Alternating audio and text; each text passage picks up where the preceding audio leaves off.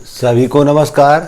कक्षा 10वीं गणित अध्याय 3 दो चर वाले रैखिक समीकरण युग्म में प्रश्नावली 3.5 को देखेंगे आज हम।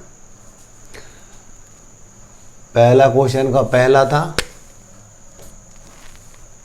बताना है रैखिक समीकरण युग्म में दे रखा है, क्या इसके अद्वितीय हल है, क्या कोई हल नहीं है, क्या अपरिमित रूप से अनेक हल हैं।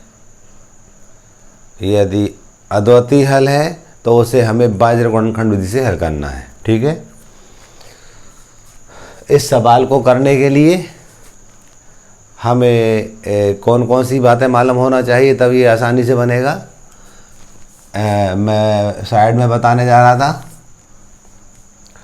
मान लीजिए हमारे पास a1x plus b1y plus c1 बराबर 0, a2x plus b2y plus c2 बराबर 0 रैखिक समीकरण युग्म में दे रखे हैं। नंबर 1,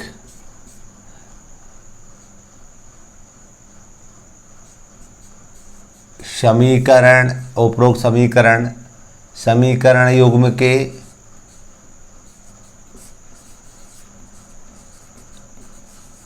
अद्वितीय हल होंगे यदि a1/a2 बराबर नहीं है b1/b2 के। दूसरा, रैखिक समीकरण युग्म के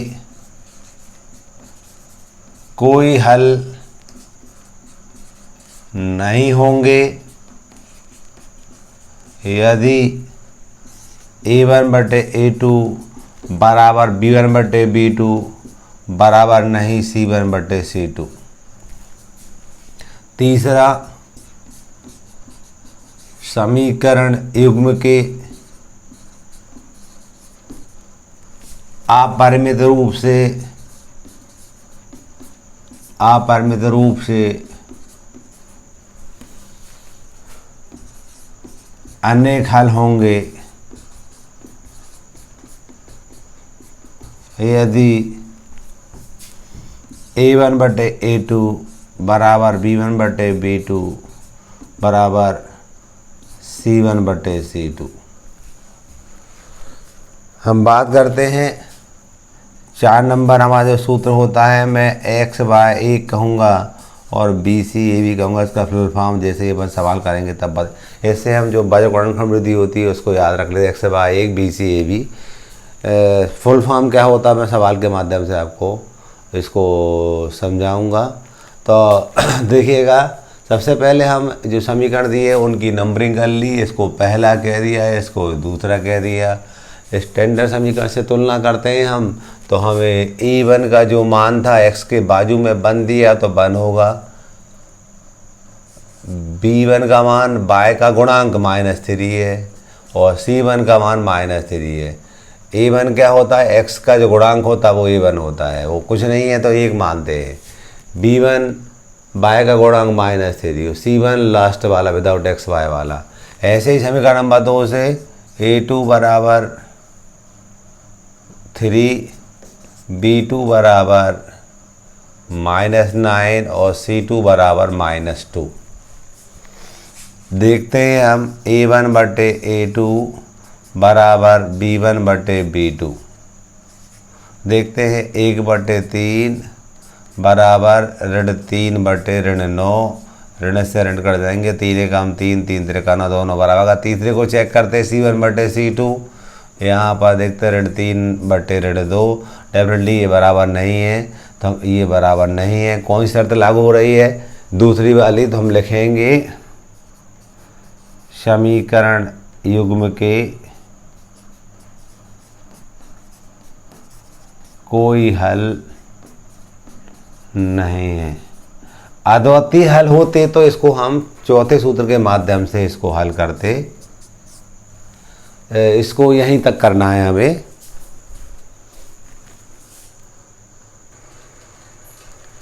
पहले का दूसरा, 2x + y = 5, 3x + 2y = 8। बताना है क्या इस समीकरण के अद्वितीय हल है, क्या कोई हल नहीं है, क्या अपरिमित रूप से अनेक हल है।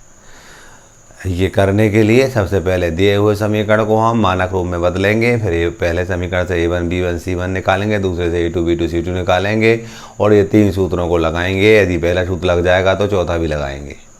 ठीक है, तो हम कहते हैं जिसको मानक रूप में हम चेंज करेंगे तो ये देखेंगे आप 2x + y -5 = 0 समीकरण नंबर 1। इसी टाइप से हम बात करते हैं 3x + 2y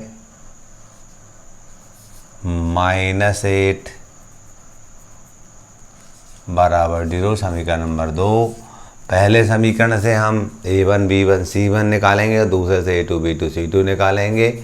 हम देख रहे हैं a1 = x का गुणांक 2 है, b1 = y का गुणांक 1 है और c1 = -5। इसी टाइप से दूसरे से a2 = 3, b2 = 2 और c2 = -8। हम देखते हैं a1/a2 = b1/b2 लेते हैं। यहाँ देख रहे हैं ये 2/3 बराबर a1 का मान 2 था, a2 का मान 3 था, ऐसे b1 का मान 1 है और b2 का मान हमारे पास 2 है। डेफिनेटली ये बराबर नहीं है तो हम लिखेंगे समीकरण युग्म के अद्वितीय हल होंगे, अद्वितीय हल हैं। अद्वितीय हल है तो चौथा सूत्र लगाएंगे। चौथा सूत्र हम देखने जा रहे हैं। मैंने ऐसा कहा था चौथे सूत्र को याद रखने के लिए आप x/1 लिखेंगे यहाँ और यहाँ लिखेंगे BCAB 2 बार, BCAB 2 बार लिखेंगे हम। ऊपर वाले में 1 1 लगाएंगे, नीचे वाले में 2 2 लगाएंगे। मैंने कहा है सूत्र को लिखने के लिए कि x/1 और BC भी याद रखो तो चौथा सूत्र आप लिख पाओगे। इसका इससे गुणा होगा, इस ऋण लगा के इसका इससे गुणा होगा और ऋण लगा के इसका इससे गुणा होगा, इसका इससे गुणा होगा। क्या लिखते थे हम? x/ इसका इससे गुणा b1c2 ऋण इसका इससे b2c1 बराबर, इसको बाह्य गुणनखंड विधि कहते हैं, y/c1a2 ऋण इसका इससे करेंगे तो c2a1 बराबर यहाँ 1/ इसका इससे a1b2 ऋण a2b1। सूत्र लिखा, मान प्रतिस्थापित करेंगे हम। x/b1 का मान हम देख रहे थे 1 था, गुण c2 का मान हम देख रहे हैं -8 है, -b2 का मान हमारे पास 2 है, c1 का मान -5 है, इजिकल टू y/c1 का मान -5 है, माइनस वाली बात ब्रैकेट में लिखी मैंने। a2 का मान हमारे पास 3 है, c2 का मान हमारे पास -8 है, a1 का मान हमारे पास 2 है बराबर 1/ a1 का मान हमारे पास 2 है गुणित b2 का मान हमारे पास 2 है माइनस a2 का मान हमारे पास 3 है। a1 का मान देख एक बार चेक करें 2 था और b2 का मान हमारे पास 2 था, ऋण लगाया, a2 का मान हमारे पास 3 है गुणित b1 का मान हमारे पास 1 है। अगले पद में x/8 है कम 8 ऋण 8 हुआ जी, ऋण का धन 5 दूनी 10 हो गया बराबर y/5 3 15 ऋण के 15 और धन 8 दूनी 16 हुआ। ऐसे ही यहाँ पर 1/4 ऋण 3। इसको आगे करेंगे हम x/2 बराबर और y/1 बराबर 1/1। ये पहला पद मान लो, ये दूसरा मान लो, ये तीसरा मान लो, पहले के बराबर तीसरा लेंगे, एक आंसर मिलेगा। ऐसे ही हम दूसरे के बराबर तीसरा लेंगे, एक आंसर मिलेगा। तो x/2 बराबर 1/1, तो 1 गुणा करेंगे तो x बराबर 2 आया। इसी टाइप से यहाँ दूसरा y/1 बराबर 1/1, तो 1 गुणा करेंगे तो y बराबर 1 आया। उत्तर की बात करते हैं तो x बराबर 2 और y बराबर 1। इस टाइप से हमने इस रैखिक समीकरण युग्म के अद्वितीय हल थे, उनके हम बाह्य गुणनखंडी से हल कर दिया। अब हम सवाल नंबर इसी का तीसरा देखेंगे। पहले का तीसरा इसमें भी क्या करना है, हमें बताना है क्या इसके अद्वितीय हल है, क्या कोई हल नहीं है, क्या अपरिमित रूप से अनेक हल है। यदि अद्वितीय हल होंगे तो उसे हम चौथे सूत्र के माध्यम से हल करेंगे। यदि वो दो बातें होंगी, कोई हल नहीं है या अपरिमित रूप से अनेक हल हैं, उसको वहीं छोड़ देंगे हम। तो सबसे पहले दिए हुए रैखिक समीकरण युग्म को हम स्टैंडर्ड रैखिक समीकरण युग्म में चेंज करेंगे। इसके लिए हम कहते हैं 20 को धन लाएंगे पक्षांतर से, तो 3x - 5y - 20 = 0, समीकरण नंबर 1 कह दिया। इसी टाइम से इसको करेंगे 6x - 10y - 40 = 0, पक्षांतर किया हमने, 40 को धन लाया तो 39 हो गया था। पहले वाले समीकरण से a1 b1 c1 मिलते हैं, दूसरे से a2 b2 c2 मिलते हैं। a1 कैसे कहते हैं, इसका जो गुणांक होता है वो a1 होता है, y का गुणांक b1 होता है और ये विदाउट xy वाला c1 होता है। तो a1 बराबर 3, b1 बराबर -5 और c1 बराबर -20। इसी टाइप से यहाँ पर a2 बराबर 6, इसके गुण कोफिशिएंट, b2 बराबर -10 और c2 बराबर -40। चेक करते हैं a1/a2 बराबर b1/b2। तो देख रहे हैं a1 का मान 3 है, b2 का मान 6 है, a2 का मान 6 है, b1 का मान -5 है और b2 का मान हमारे पास -10 है। काटेंगे 3 एकम 3, 3 दूनी 6, ऋण से ऋण कट गए, 5 एकम 5, 5 दूनी 10, तो 1/2 बराबर 1/2 आया। दोनों बराबर आ गए। आगे चेक करते हैं हम, c1/c2 लिखते हैं। यहाँ पर भी c1 का मान था -20 और c2 का मान था -40, ऋण से ऋण कट गए, शून्य से भी शून्य कट गई, 2 एकम 2, 2 दूनी 4, ये भी 1/2 आ गया। तीनों पद बराबर आ गए, तो हम लिख देंगे अतः रैखिक समीकरण युग्म के अपरिमित रूप से अनेक हल है। अपरिमित रूप से अनेक हल हैं। इसको यहीं छोड़ना है। आगे कब बढ़ाते हैं हम, तब अद्वितीय हल होते तो चौथे सूत्र को लगाते हम। अब इसके बाद हम चौथा सवाल देखेंगे। सवाल नंबर पहले का चौथा, सभी रैखिक समीकरण युग्म में दे रखे थे। हमें बताना है क्या इनके अद्वितीय हल है, क्या कोई हल नहीं है, क्या अनंत अनेक हल है। यदि अद्वितीय हल होंगे तो हम चौथे सूत्र के माध्यम से, यानी बाह्य गुणनखंड के माध्यम से x y के मान ज्ञात करेंगे। सबसे पहले दिए हुए समीकरणों को मानक रूप में है या नहीं देखते हैं। मानक रूप में ये इसको समीकरण 1 कह देंगे। ये समीकरण नंबर 2 बन गया। समीकरण 1 से हम a1 b1 c1 निकालेंगे, तो x और y के गुणांक को हम a1 b1 कहते हैं। ऐसा गुणांक यहाँ कुछ नहीं है तो 1 है, तो a1 बराबर 1, b1 बराबर -3 और c1 बराबर -7। इसी टाइप से यहाँ से दूसरे वाले से a2 बराबर 3, x का गुणांक 3 था, b2 बराबर गुणांक -3 है और c2 बराबर हमारे पास -15 है। चेक करते हैं a1/a2 बराबर b1/b2। a1 का मान 1, b2 का मान 3 a2 का मान 3, b1 का मान -3 और b2 का मान हमारे पास वो भी -3 है। हम देख रहे हैं डेफिनेटली ये बराबर नहीं है, तो लिखेंगे अतः रैखिक समीकरण युग्म के अद्वितीय हल है। अद्वितीय हल है। अद्वितीय हल है तो बाह्य गुणनखंड से हल करेंगे हम।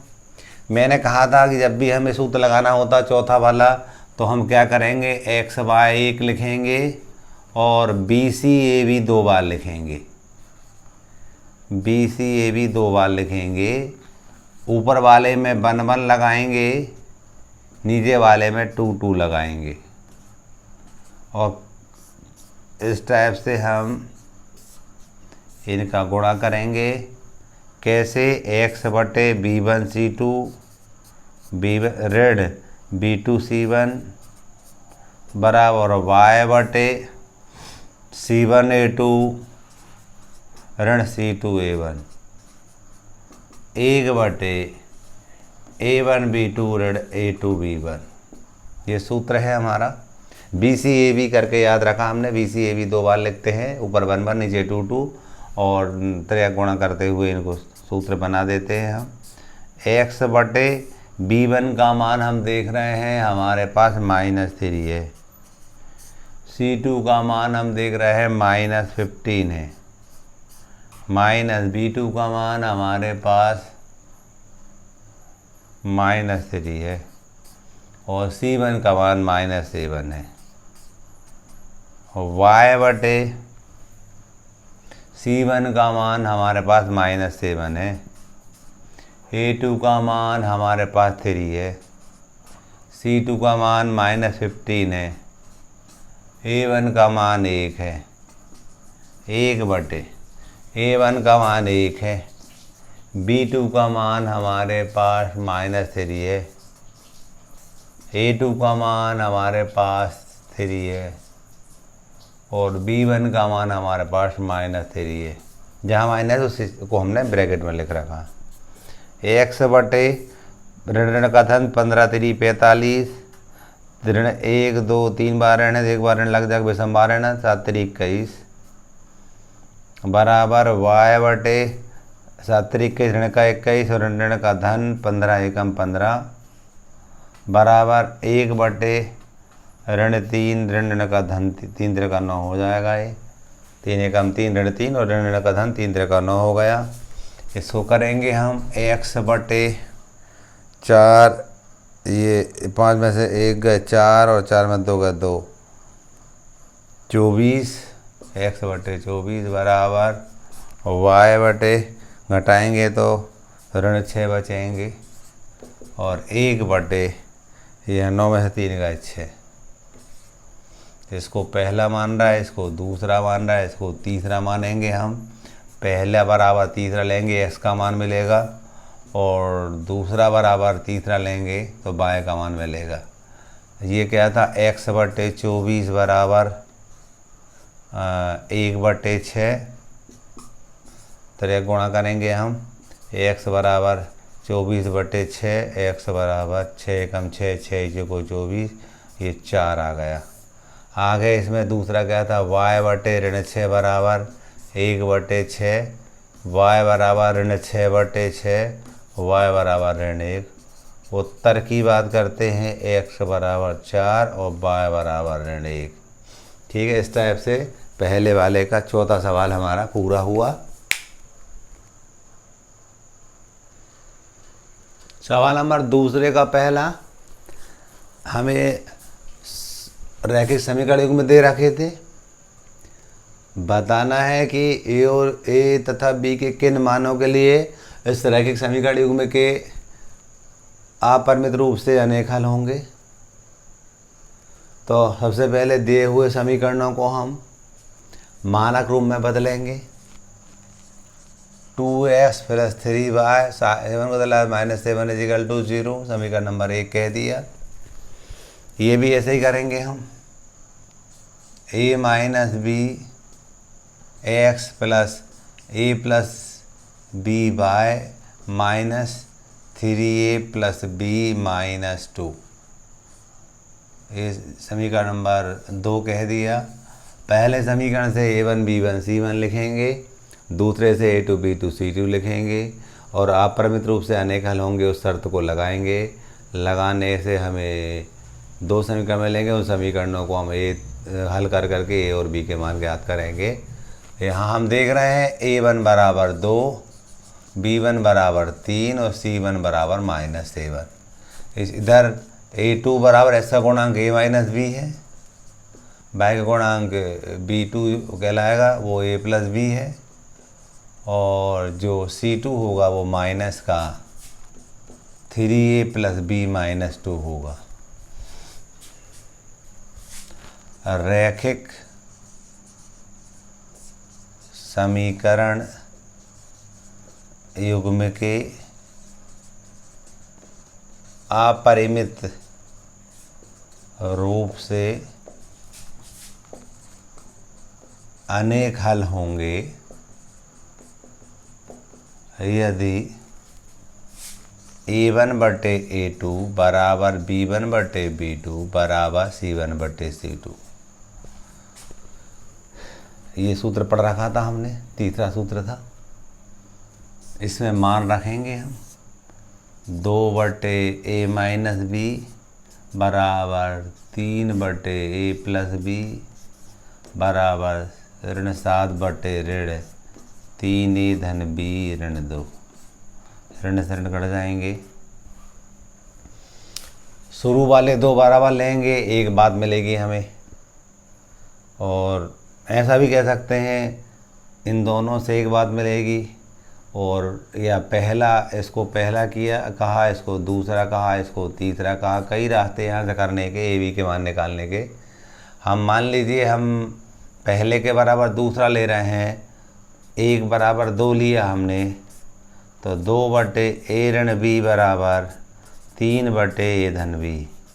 त्रिक गुणा करेंगे, 3A ऋण 3B हो जाएगा, और ये 2A धन 2B हो जाएगा।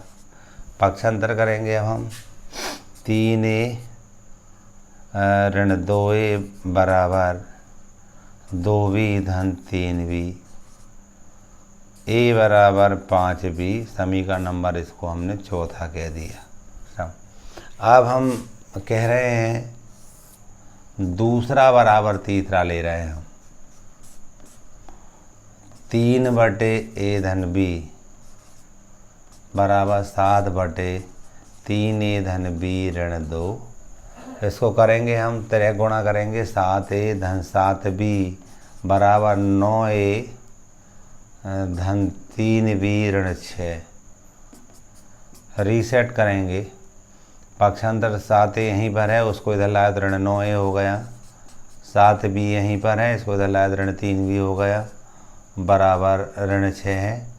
इसको करेंगे हम, ऋण 2A धन 4B बराबर ऋण 6। प्रत्येक पद में 2 का भाग जाते दिख रहा है, तो ऋण A धन 2 दूनी 4, 2B व 2 तिया 6 ऋण 3। समीकरण नंबर 5वां बन गया।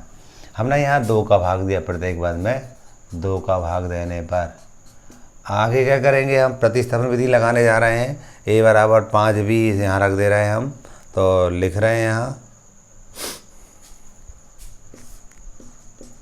समीकरण 5 में समीकरण 4 से A का मान रखने पर -A का मान था 5B प्लस 2B बराबर -3, तो ये -3B बराबर -3, तो B बराबर ऋण 3/3 यानी 1 आ गया। समीकरण 4 में B बराबर 1 रखने पर 4 क्या था हमारे पास, A बराबर 5B था, A बराबर 5, B का मान 1 था, तो A बराबर हमारा 5 आ गया। इस टाइप से उत्तर की बात करते हैं हम, तो A बराबर 5 और B बराबर 1। सवाल नंबर दूसरे का पहला हुआ, अब दूसरे का दूसरा करेंगे हम। सवाल नंबर दूसरे का दूसरा था के किस मान के लिए रैखिक समीकरण युग्म के कोई हल नहीं होंगे। सवाल क्या था हमारा, सवाल नंबर 2 है, दूसरे का दूसरा है। सबसे पहले हम दिए हुए समीकरण रैखिक समीकरण युग्म को मानक रूप में लिखेंगे। पहले समीकरण से A1 B1 C1 निकालेंगे, दूसरे से A2 B2 C2 निकालेंगे, रैखिक समीकरण युग्म के कोई हल नहीं होंगे, वो सूत्र लगाएंगे और त्रिक गुणा करने पर हमें के का मान मिलेगा। तो वही हम करने जा रहे हैं। सबसे पहले मानक रूप में लिखने जा रहे हैं। तो 3x + y - 1 = 0 समीकरण नंबर 1 बन गया। एक को इधर ले आए थे हमने। यहाँ 2 के ऋण 1 x धन के ऋण 1 y ऋण 2 के धन 1 0 समीकरण नंबर दूसरा बना। पहले वाले से x का गुणांक a1 बराबर 3, y का गुणांक b1 बराबर 1, कुछ नहीं है y गुणांक तो 1 मानते हैं, c1 बराबर ऋण 1। इसी टाइप से a2 बराबर 2 के ऋण 1, b2 बराबर के ऋण 1 और c2 बराबर ऋण 2 के धन 1। हम यहाँ लिखेंगे रैखिक समीकरण युग्म के कोई हल नहीं होंगे यदि a1/a2 बराबर b1/b2 बराबर नहीं c1/c2। जो सूत्र था हमारा सेकंड वाला उसको लिखा हमने। मान वैल्यू रखेंगे हम 3/2 के ऋण 1 बराबर 1/के ऋण 1 बराबर नहीं ऋण 1/ऋण 2 के धन 1। पहले वाले 2 से त्रिक गुणा करेंगे हम, इन दोनों से। 3 का इससे करेंगे के ऋण 1 से और 2 के कैसे 2 के ऋण 1। तो ये हुआ 3 के ऋण 3, ये 2 के ऋण 1, पक्षांतर करेंगे के एक तरफ। तो 3 के ऋण 2 के बराबर ऋण 1 धन 3, घटाएंगे तो के बराबर 3 में से 1 गया 2। ये हमारा आंसर हुआ के बराबर 2 के लिए रैखिक समीकरण युग्म के कोई हल नहीं होंगे।